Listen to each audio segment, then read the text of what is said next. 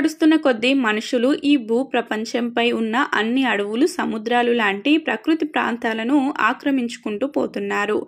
దీంతో మనుషులకు, జంతువులకు మధ్య ఘర్షణలు పెరుగుతున్నాయి. నిజం చెప్పాలంటే జంతువుల ప్లేసుల్లోకి మనుషులు చొరబడుతున్నారు. వాటికి నివాసం లేకుండా చేయడంతో పాటు ఆహారం దొరకకుండా చేస్తున్నారు. తాజాగా కొంతమంది మనుషులు ఒక చేపను షార్క్ నోటి నుంచి లాక్కోవడానికి ట్రై చేశారు. ఈ షాకింగ్ ఘటనను వీడియో రికార్డు కూడా చేశారు. అది చూసి చాలా మంది షాక్ అవుతున్నారు.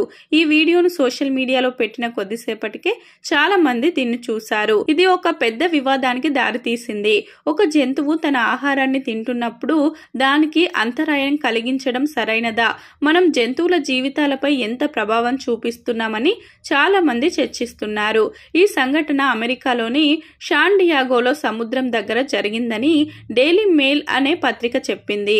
డైలీ మెయిల్ ఇన్స్టాగ్రామ్ లో పోస్ట్ చేసిన వీడియోలో ఈ సంఘటన స్పష్టంగా కనిపిస్తుంది.